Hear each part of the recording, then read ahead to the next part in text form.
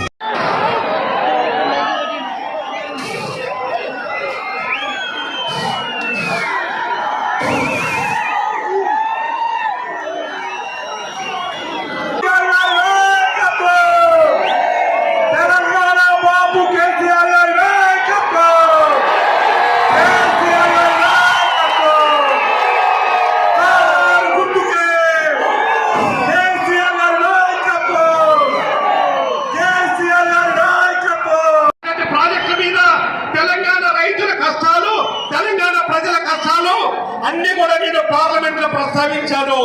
అదేవిధంగా SC ST మైనార్టీలకి reservation విషయంలో కూడా పార్లమెంట్ లో మేరకు అన్ని విషయాలలో కూడా నేను ప్రస్తావించాను. అయినప్పటికీ కూడా కేంద్ర ప్రభుత్వం మనని తెలంగాణని చిన్న చూపు చూసింది. 157 మెడికల్ కాలేజ్ ప్రజలు బ్రహ్మాండం పడతా ఉన్నారు. దాదాపు 12 పార్లమెంట్ సీట్లు మనం గెలవబోతా ఉన్నాం.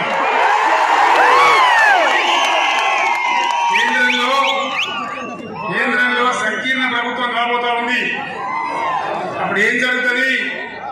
మీరు నామాగారిని ఎంపీ గెలిపిస్తే ఆ సంకీర్ణ ప్రభుత్వంలో నామాగారు కేంద్ర మంత్రి అవుతారని మనం వెళ్తాం. అంత పెద్ద లాభం మనకు జరుగుతుంది. ఒకసారి నామాగారు కేంద్రంలో మంత్రి వస్తే అన్ని రకాల తెలంగాణ రాష్ట్రానికి, మన ఖమ్మం నియోజకవర్గానికి, ఖమ్మం జిల్లాకి చాలా పెద్ద మేలు జరిగే అవకాశం ఉంటుంది. ఈ అవకాశం తీసుకోవాలని మిమ్మల్ని మనం చేస్తూ ఉన్నాం. ఈ నరేంద్ర మోడీ దాడి నుంచి, ఈ చేతగాని చేయలేని కాంగ్రెస్ ప్రభుత్వం నుంచి మన గోదావరి రక్షించుకోవాలన్నా, కృష్ణా రక్షించుకోవాలన్నా, మన నిధులు మనం తెచ్చుకోవాలన్నా, మన హామీలు తెచ్చుకోవాలన్నా, మన హక్కు వచ్చింది. 10 ఏళ్లలో ఒక పూల పొదరిల్లులాగా ఒకటి స్టెప్ బై స్టెప్ బ్రహ్మాండంగా కులము మతము జాతి ప్రసక్తి లేకుండా అన్ని వర్గాల ప్రజలను కడుపులో పెట్టుకొని సాదుకున్నాం.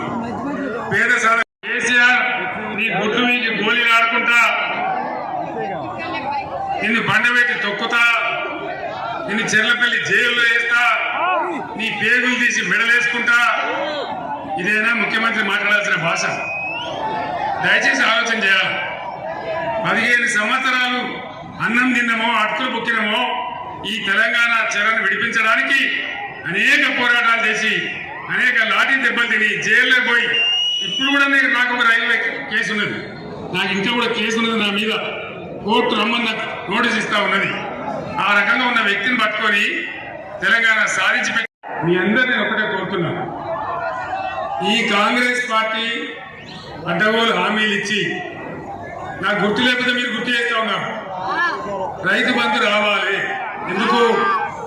ఎందుకు మాకు బుర్రలేక పెట్టి మా రైతు బంధు ప్రపంచవ్యాప్తంగా ప్రభుత్వ సబ్సిడీ లేకుండా అది బీఆర్ఎస్ పార్టీ పాలసీ.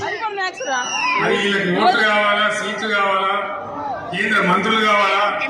కానీ మన సమస్యలు, మన ప్రధానమైనటువంటి సమస్యలు, మన నీళ్లు, మన పంటలు,